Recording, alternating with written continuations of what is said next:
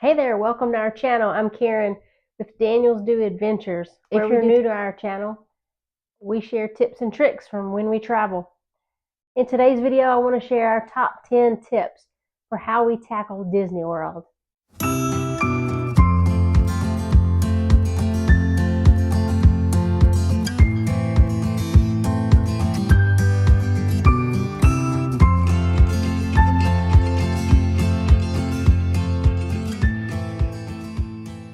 Okay, number 10 is to have a plan.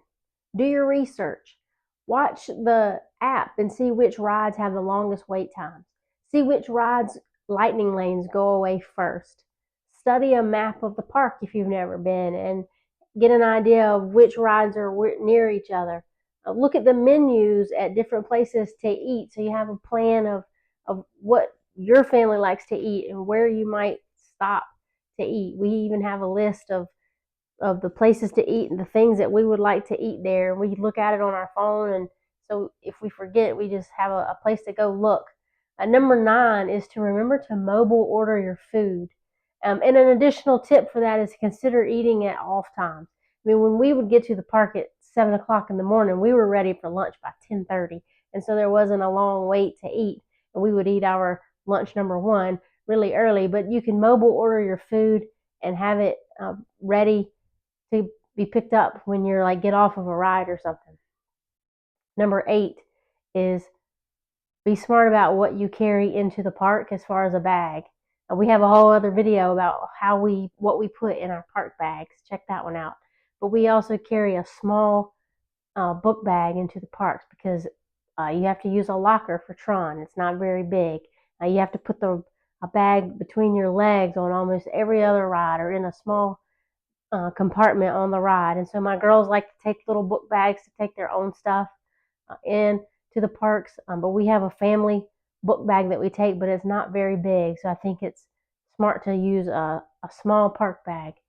Number 7 tip is to take a water bottle, a refillable water bottle. We share one as a family, and they'll give you free water at restaurants. At some of the kiosks and some of the smaller places you can get food, you have to buy a bottle of water. But at places where you can mobile order and get food, you can go up to the mobile order window and ask for a couple of cups of water when you get your food. And then we just fill up our water bottle with those cups. And then there's some refillable water stations and water fountains around the park as well. Our number 6 tip is to skip the fireworks. Okay, so this is a tip if you've been to Disney World. If it's your one trip to Disney, go watch the fireworks. If maybe you're breaking up Magic Kingdom into 2 different days, see the fireworks one day and then skip it the next day, because those are when the lines go down. The park is less busy. If you have littles, maybe the fireworks are magical and special. But we've seen those. Our kids are older; they like to ride the rides, so we skip fireworks, and the wait times tend to go down during those.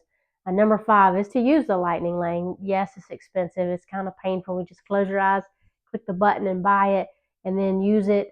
Sometimes you may not use it a ton. We just had a hard time using them over Christmas break, but I think they're fantastic to skip the line when you can and to be able to use that lightning lane. Number 4 is our tip is to share food so you can eat a lot of food. All right. I mean, there's different philosophies on taking your own food into the park and um, eating big meals back at the hotel before you go or whatever, but we go for the food. That's one of the perks and reasons we love to go. And so we get one of something, but we all share it. And so we get a lot of ones of something, and we share lots of different kinds of food. So we get a quantity of different amounts of foods is how we do it. Number 3 is to stay late, but that comes with my number 2, which is to take a break. Okay, so even though I'm not a spring chicken, even when I was younger, I can't do it all day. The people, the crowds, the constantly making decisions, it makes my brain tired and my feet tired, and so we take a break in the middle of the day. It's when the crowds are the largest and it's the busiest time, and the wait times are the longest anyway. We just plan to take a break, go back to the hotel, I take a nap, and then we go back to the park and stay as late as it's open, and so that the rides and the wait times and the crowds are less late at night. And then my number one tip is to rope drop. If you're not familiar with that term, rope drop means to get to Disney World before it opens. They'll put you in a line to wait to get in, and then you'll get in, and they'll put you in another line to.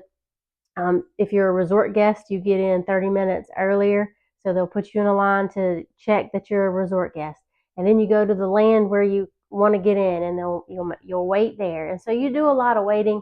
Some people say that why wait there if you just wait in line for the ride, but you can get there early. You can knock out the busiest ride of the day, and then a lot of times you can add 2 or 3 more rides onto that to knock out without there being long waits, big crowds, because it's not busy yet. You can get a lot done really early in the morning at the parks for rope drop. Hey, thanks for checking out our top 10 Disney tips. Stay tuned to see what the Daniels do.